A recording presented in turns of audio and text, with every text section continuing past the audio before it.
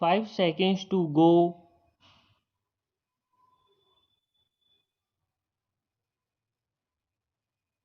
Start.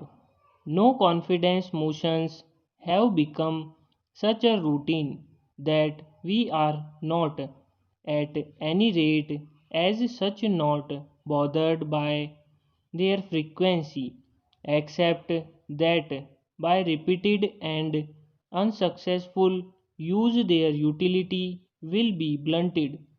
Though we have been in full power, we have brought this country to a stage where, in many states, there are governments of non-Congress nature, either headed by single parties or by coalition. This in itself is proof that we do not want to cling to power, that we do not want to act undemocratically. The fact is that the Congress party allowed the constitution to work. I am saying allowed because in other countries which have a constitution there are parties which have adopted other methods and have not functioned like this. This has happened in many countries of the world, and it is an aspect that we cannot ignore. There is a changed situation in India, but it is not a sudden change. We seem to think that because there was an election, a sudden change has come about. This change has been a gradual one. It has been coming about little by little, not only in every election, but also between elections. We have been watching the change coming over the people, and we have been consistently saying that these are the growing pains of democracy, that these are the roots which democracy is striking in our country. We have encouraged this, and today we see entirely new situation. One of the first things that I did was to extend my hand of cooperation and friendship to the non-Congress chief ministers of certain states. I am very happy to say that they responded in a like manner, and they have assured me that we can work together.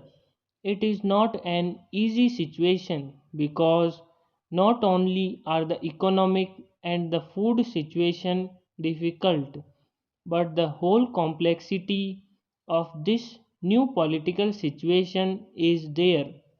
But we will not fail for want of trying. That is the utmost we can say on this issue. So I think it is extremely unfair of members of the opposition to pick out one instance where things have not gone smoothly. Everywhere else where there are non Congress governments, the transition has been a very smooth and even speedy one. I wish it had been so in Rajasthan and in other states also. This is something which we can do only with the full cooperation of the states. It is something which we must sit down and discuss and formulate a plan which can be carried out and implemented in all the country. Some have said that we would rather starve than import food. I am afraid I cannot agree with this, and I feel that it is an irresponsible statement to make in the present conditions.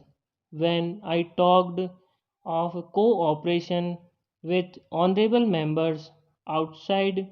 It was not on small matters of procedure and things like that, although they are important, and if we can work together, it is a good thing. But far more important is to get cooperation in the matters of national importance and of life and death for our people. Certainly, food comes in that category. Food and drought relief are the foremost problems for us.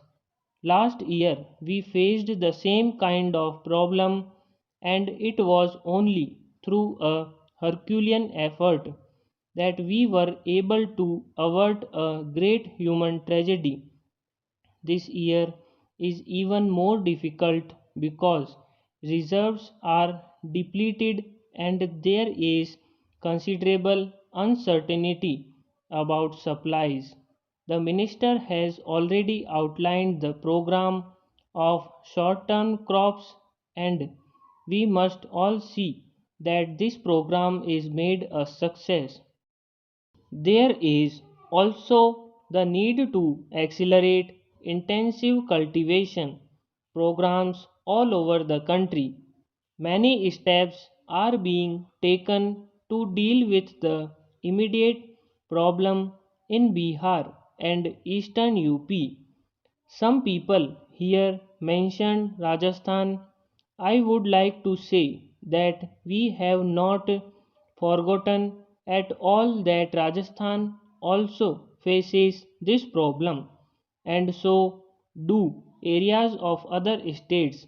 There was the Joint Emergency Committee for Bihar set up under the Food Minister with the Bihar Chief Minister and his colleagues. It has already met 3 times.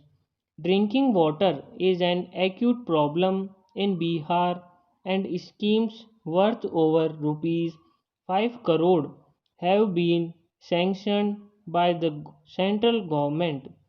The election have thrown up certain political challenges, but the real challenge is the economic challenge of prices and production. Many honorable members opposite have talked about the economic situation.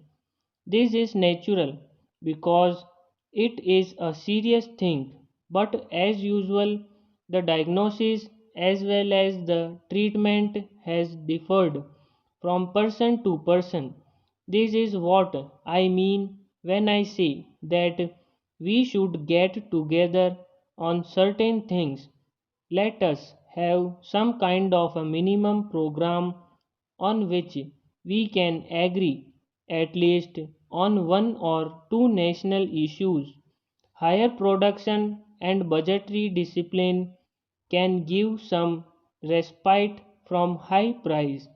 Streamlining the administration and procedures is the first need. Stop.